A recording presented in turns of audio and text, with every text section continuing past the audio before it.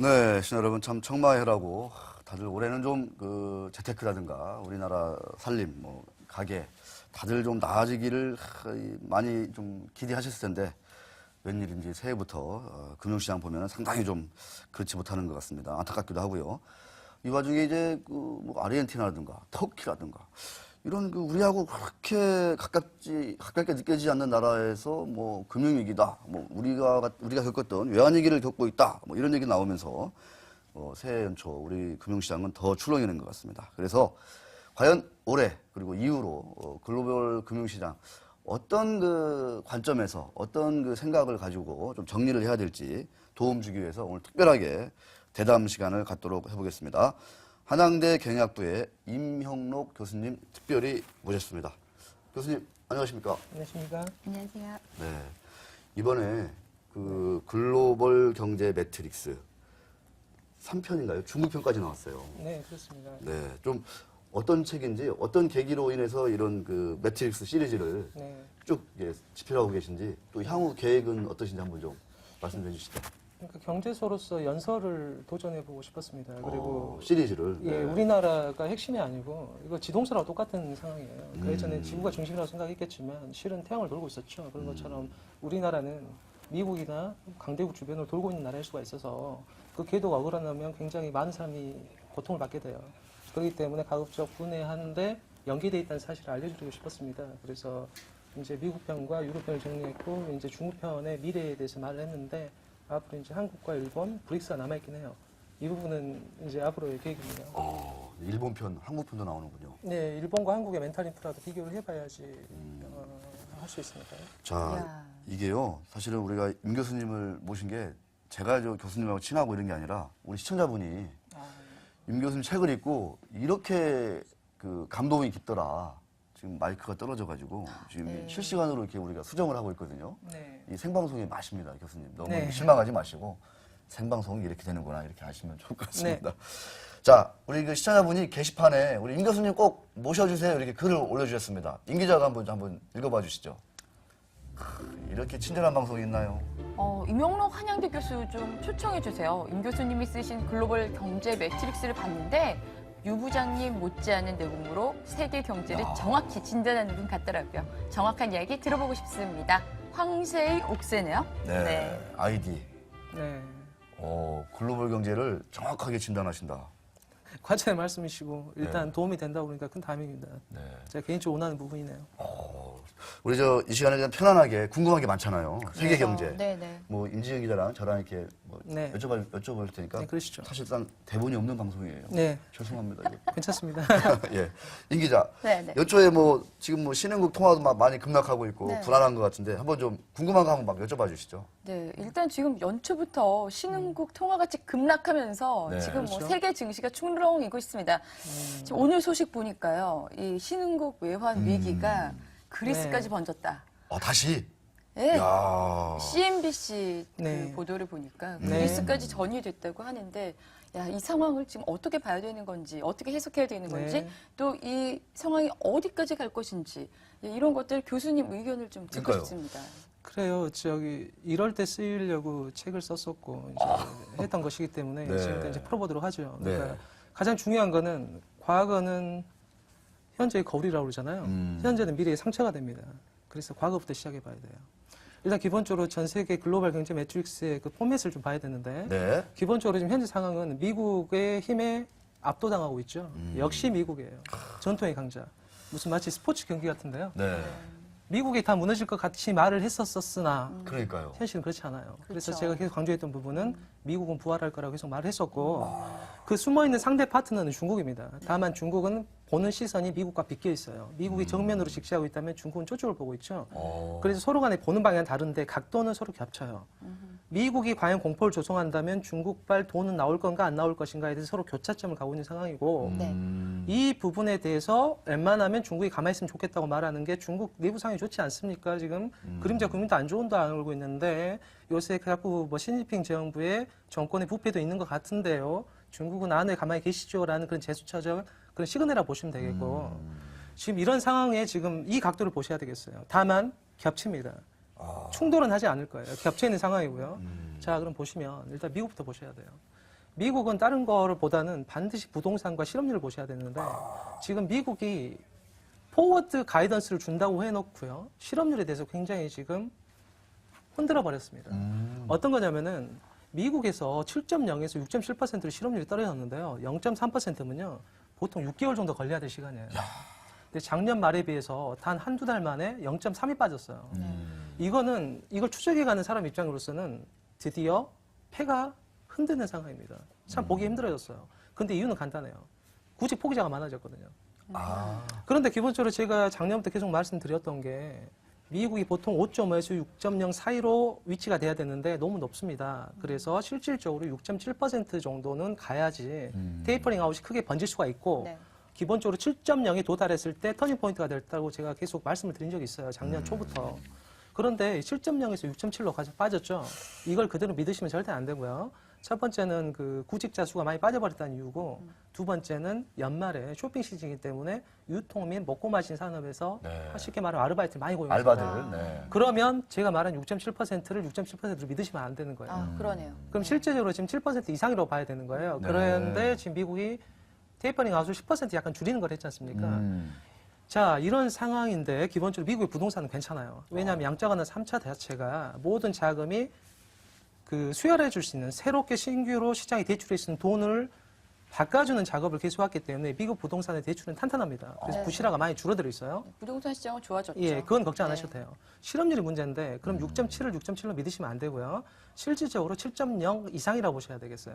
그래서 앞으로 테이퍼링 아웃이 확대가 확 되려면은 시기적으로 약 석 달에서 넉 달, 최소한 5달 정도는 가야 되는데 이거랑 겹쳐 있는 부분이 드디어 이제 아베노믹스가 거치게 돼요. 아베노믹스는 올해 말까지 될 겁니다. 아베노믹스가 갖고 있는 이 가장 큰 힘은 뭐냐면 미국 국채에 손을 누군가 뺐을 때 받아줄 수 있는 탄성 부분들이고요. 그래서 아베노믹스가 1년이 연장돼 있기 때문에 지금 6개월 정도까지 탄성은 계속 유지될 거라고 보셔야 되겠어요. 일단 그러면 여기서 또 아베노믹스를 진단해봐야 되는데요. 아베노믹스는 참 여러 가지 재밌는 맛이 많아요. 아베노믹스라는 게 먼저 이거거든요. 디플레이션이라는 거는 참 괴롭습니다. 제가 어떤 사람을 사귀었는데 그 사람이 내일부터 되게 안 이뻐진다고 생각해 보세요. 집을 사는데 내일부터 전부 다 막 타일이 떨어지고 집이 무너져요. 그럼 누가 사겠어요? 그게 디플레이션이에요. 그래서 완만한 인플레이션은 경제 활력소가 되는 거거든요. 근데 일본은 20년 동안 디플레이션으로 고생했던 나라라 사람들이 실물 자산을 사지 않는 거죠. 인구가 1억이 넘는데 실물 자산을 투자를 하지 않는다면 그럼 이제 내수는 죽어가는 거고 내수를 살려면 정부가 돈을 써야 되는 건데 그 돈이 전부 다 국채로 쌓이는 거죠. 다만 일본 내부에서는 증권사가 무너지고 은행이 무너졌기 때문에 절대 망하지 않을 국가 채권을 일본 국민이 샀고요. 네. 또 하나는 우정국, 우리가 말하는 우체국에 저축을 했을 뿐이에요. 디플레이션이니까 현금은 계속 비싼 거죠. 그게 일본의 상황이었어요. 근데 아베노믹스가 원한 건 이겁니다. 디플레이션 그만합시다. 이제 인플레이션 만들면 되는 거예요. 그러려면 우리가 통화를 찍겠어요. 왜? 미국도 양쪽 하나를 하는 상황에서 탄성을 유지하려면 전략적 연합으로 충분히 의미가 있어요. 외교적으로. 두 번째는 일본 내에서 인플레이션을 만들면 또 하나 인플레이션이 생기기 때문에 당연히 엔화 가치는 빠지겠죠. 통화를 많이 찍는다는 소리니까요. 그러면 수출 기업들이 돈을 많이 벌지 않겠어요? 그렇죠. 그러니까요. 그런데 우리가 지금 경제 살려야 되니까 법인세도 내려줄 겁니다. 그럼 세수는 부족할 건데 어떡하죠? 그래서 소비세를 올릴 거예요. 이번에. 예. 그래서 소비세를 올리면 소비가 줄어들 텐데요. 걱정하지 마십시오. 왜냐하면 임금을 올려드릴 거니까요. 이게 박자가 탁탁탁탁 맞는 거예요. 자, 이런 게 아베노믹스인데 결국 미국의 테이퍼링 아웃에 지금 재채기 한번 한 겁니다. 지금 위기라고 생각하실 필요는 없어요. 그래서 안전자산으로 일본으로 다시 돌아가는 거죠. 그럼 일본 엔화가 다시 약세로 가다가 강세로 가게 되면 강세로 가고. 일본은 정말 괴로운 처지가 돼요. 네네. 그런데 지금 그 상황이 되고 있어요. 지금. 네, 되게 그래서 애초부터 그러한 연합으로 만들어졌기 때문에 그건 일본의 몫입니다. 엔화 강세는 감당해야 될 몫이에요. 그래서 아베노믹스가 올해 1년은 갈 건데 약세가 어느 정도까지 갈 건가도 굉장히 흥미로운 부분들이에요. 네. 그래서 탄성과 탄성이 서로 통통 튀기고 있어요. 그리고 유럽을 한번 가볼까요? 유럽. 유럽은 피곤합니다. 너무너무 피곤해요. 그러니까 유럽을 여러분이 잘 보셔야 되는데 항상 숨어있는 변이는 유럽에 있다고 보시고 생각하셔야 돼요. 유럽을 잊어버리시면 절대 안 됩니다. 유럽은 정쟁의 가능성이 항시 놓여 있어요. 왜냐하면 5년, 6년 동안 긴축을 해왔기 때문에요. 다들 힘들어요. 민심이 흉흉하군요. 흉흉해요. 배고픕니다, 다들. 배가 고파서 그나마 버티는 게 뭐냐면 딱 이거라고 생각하시면 돼요. LTR의 힘이 굉장히 이제 커요. 무슨 말이냐면은 제가 픽스 국가의 국채를 가지고 있는데 네. 급하죠. 제 은행이 도산하면 안 되잖아요. 그러니까 빨리 팔아서 현금을 만들어야겠는데 빨리 팔수록 디스카운트를 많이 줘야 되니까 제가 갖고 있는 국채는 값이 많이 빠지겠죠. 그래요. 그러면 다 공란, 그럼 다 망하겠죠. 왜냐하면 픽스 국가들은 새로운 국채를 아예 팔지도 못하겠죠. 그러니까. 기존에 있는 게 막 나올 테니까요. 만기가 막 은행들은 돌아오는데. 갖고 있는 것도 막 절반으로 막 떨이로 팔 테니까 자산도 손실되고 그러면 결국 은행이 망하게 되면 국가 경제가 위험해지겠죠. 그러지 말라는 게 LTR로서요. 1%인 낮은 이자율로 돈을 막 무제한으로 빌려드릴 계속 테니까 빌려주는 거죠. 그거 가지고 돈을 움직이시고요. 국채는 팔지 마세요. 그랬었거든요. 그러면서 정부들은 전부 다 재정 긴축으로 갔어요. 그러니까 공무원 연금도 줄여야죠. 의료비도 줄여야죠. 공공지출 줄여야죠. 한 나라의 가장 큰 경제 주체인 정부가 돈을 줄여버리니 한 4년, 5년 굶주렸기 때문에 유럽은 참 분위기가 안 좋을 수밖에 없어요.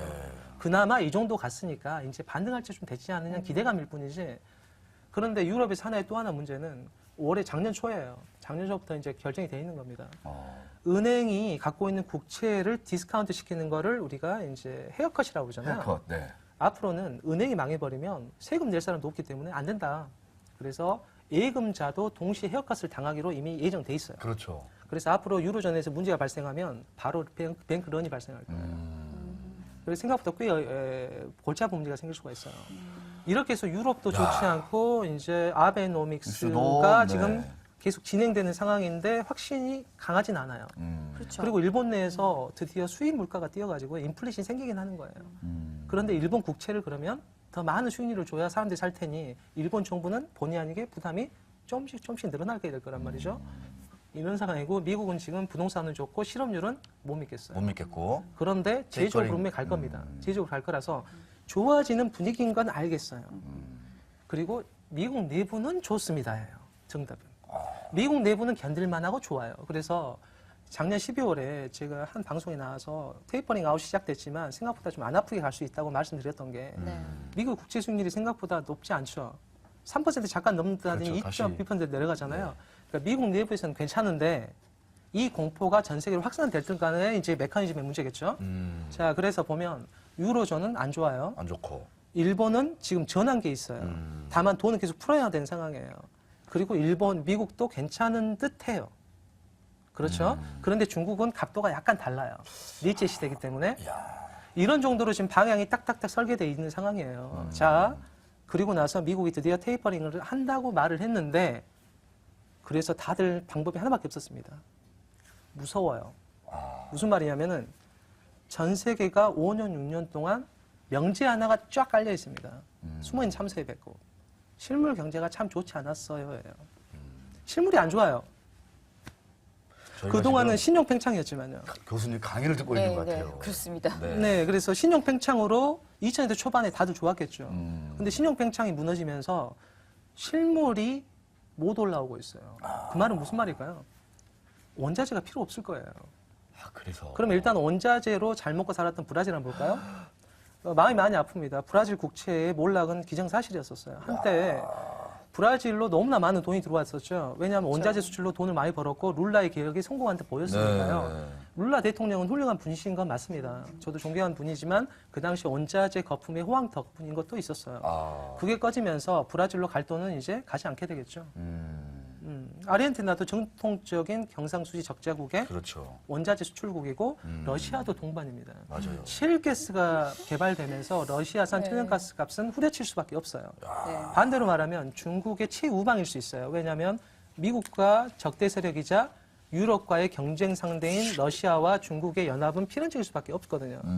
특히 러시아의 군사 외교력이 확락하면서 중국의 핵 우산이 확장되는 상황이기 때문에 야. 러시아는 싫지만 중국을 인정해야만 하고 자기의 국부를 위해서도 중국 편하고 묶으면서 원자재 시장을 형성해줘야 되는데 야. 미국의 셰일가스가 들어오면서 러시아도 타격이 굉장히 클 수밖에 없어요. 그러니까 러시아도 당연히 좋지 않으실 겁니다. 네. 자, 이 시점에서 네. 우리 임 기자 좀 이렇게 시간이 이제 별로 네. 없어요. 뭐 궁금한 게 굉장히 많은데 네. 네. 지금 이 신흥국 시장이 굉장히 안 좋잖아요. 네. 그러면서 원래는 미국이 100억 달러 정도 추가적으로 테이퍼링을 실시할 것이다. 네. 오늘부터죠. 오늘부터 네네. 실시되는 FOMC 회의에서. 그런데 지금 신흥국이 안 좋아지면서 네. 테이퍼링 시기를 조금 더 늦추지 않을까 뭐 이런 분석도 나오고 있거든요. 지금 뭐 교수님 생각은 어떠세요? 네, 지금 그러니까 이 부분에 있어서는 예. 그러니까 지금 이게 제가 책을 썼던 이유일 거예요. 왜냐하면 우리나라만 시장 봐서는 도저히 이해할 수가 없는 부분들이잖아요. 그래서 그래요. 자, 보십시오. 미국은 분명히 안은 괜찮다고 그랬어요. 그 다음에 리쇼어링, 즉 제조업을 반환시킬 겁니다. 중국에서 빼오기 시작할 거예요. 그거 위해 필요한 게 쉘가스라고 제가 말씀드렸고 3D 페인팅을 통한 생산성과 새로운 히피 정신일 수도 있어요. 컨셉 디자인은 미국이 하는 거거든요. 그래서 제조업의 리쇼어링, 즉 공장 빼오기는 시작이 될 건데 중국도 그건 알고 있는 사실이에요. 근데 각도가 서로 다른 상황이죠. 자, 그러면 미국 생각에서 우리가 정상화로 가겠습니다. 라고 하게 되면 전 세계가 공포를 떨겠죠. 왜냐하면 자금이 미국으로 가겠구나. 그러니까요. 그러면 유일한 방법은 금리 인상일 거예요. 그래서 사전적으로 많은 나라들이 금리를 인상시켰죠. 그런데 가만 보시면 중국에서 보루가 바라는 게 과연 뭘까요?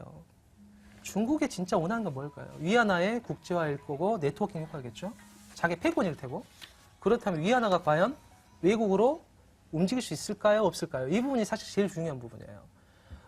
생각해보면 작년 12월에 테이퍼링 하자마자 중국에서 단기 자금 시장에 돈을 공급했고요. 그렇죠. 이번에도 부도설이 하나 있었던 네.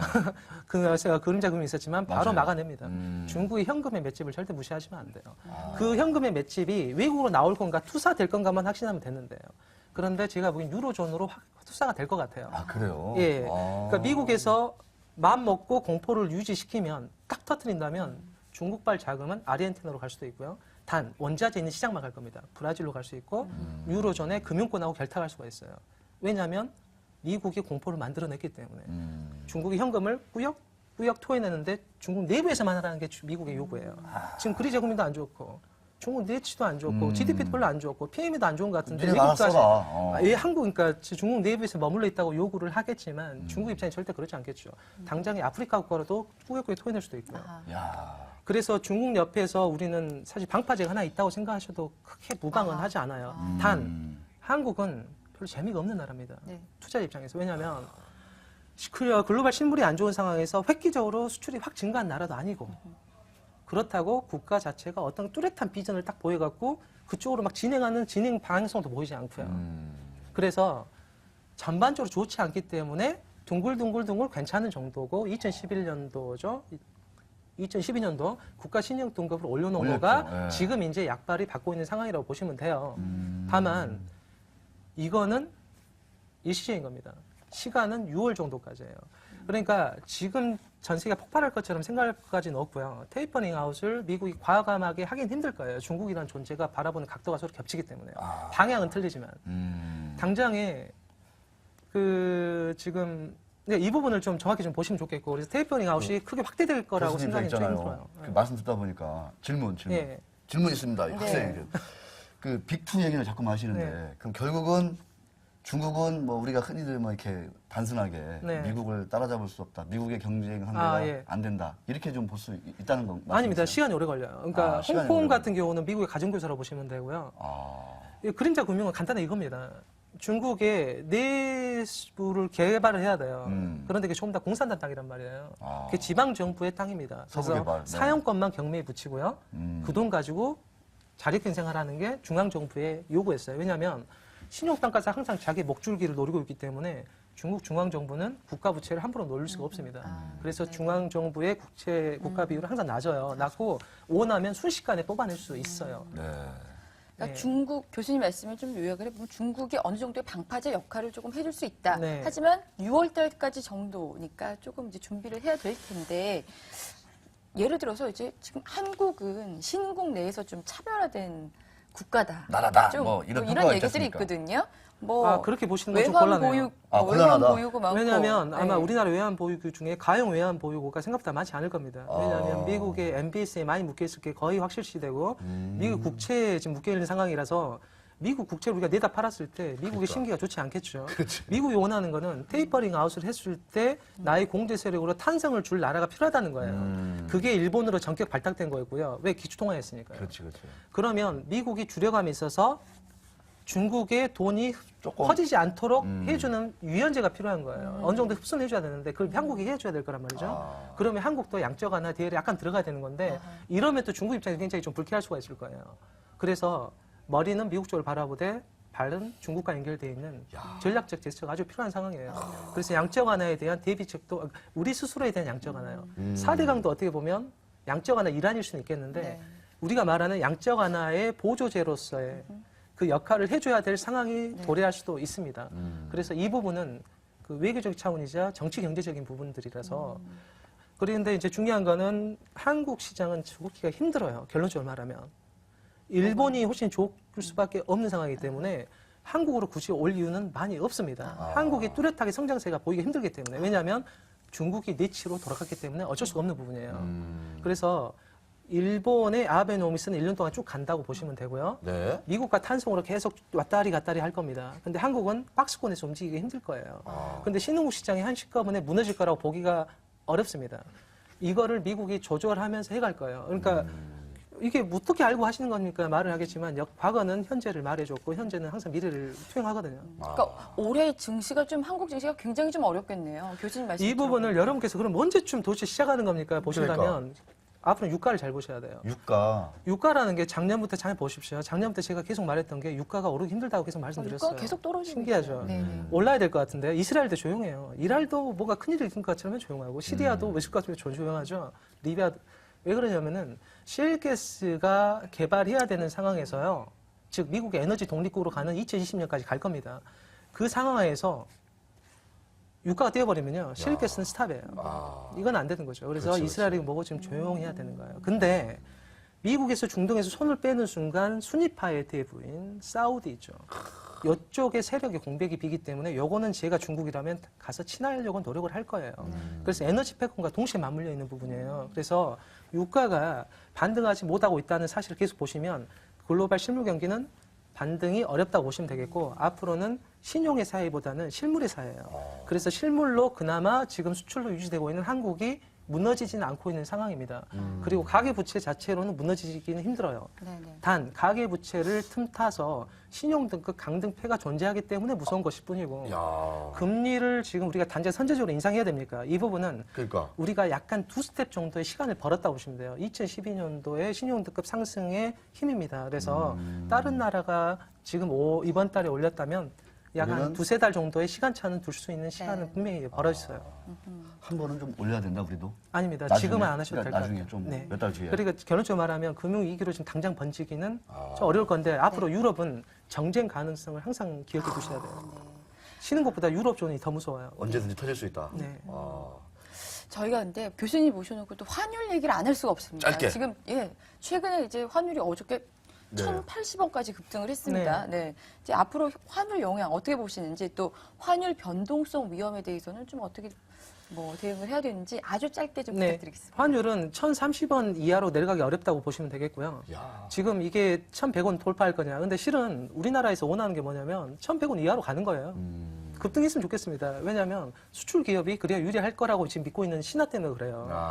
그래서 1,100원대까지는 가능할 거라고 보시는데 그렇다고 전 세계가 동반 쪽으로 공매를 할 건 아니기 때문에 어느 정도 멈출 거라 보시면 되고요. 1,100원 정도로 잡아놓으시면 될 것 같아요. 그리고 미국 입장에서도 전 세계 환율이 변동을 해서 본인한테 좋을 것 같으면 그렇게 할 겁니다. 그런데 그럴수록 위안화의 세력은 커질 거기 때문에 적당한 스피드 조절은 가능할 거라고 봐요. 저는 오늘 저 교수님 우리 말씀 듣다 보니까 중국이 가지고 있는 어마어마한 달러를 그 안에서만 그렇게 소화할 수 있도록 미국이 통제할 거다, 네. 조절할 거다. 어떤 지도할 거다 이런 얘기들이 참 와닿네요. 어떻게 보니까. 그게 이제 힘의 충돌이고 그러니까 저는 사실 애널리스트도 아니고 데이터가 그러니까요. 많은 사람 아니잖아요. 네. 그래서 그 패턴과 이제 네. 추론을 통해서 인과율적인 요소를 뽑으려고 노력을 하니 여러분께서는 이런 그 기본적인 바탕하에 그러니까요. 본인이 갖고 계시는 여러 가지 자료들이라든가 분석을 통해서 잘하시면 좋겠습니다. 알겠습니다. 자, 황제 목사님 비롯해서 우리 시청자 여러분들 혼탁한 우리 연초 글로벌 금융시장 이해하는데 많은 도움이 되셨을 거라 믿습니다. 임지영 기자 공부 많이 되셨습니까? 네. 정말 많이 배웠습니다. 네, 알겠습니다. 교수님께 감사드립니다. 그렇습니다. 언제 한번 또 더 네. 한두 시간 딱 시간 내가지고 말씀 너무 재미나게 해주시는데 네, 다시 한번 들었으면 좋겠어요. 네, 네. 그렇습니다.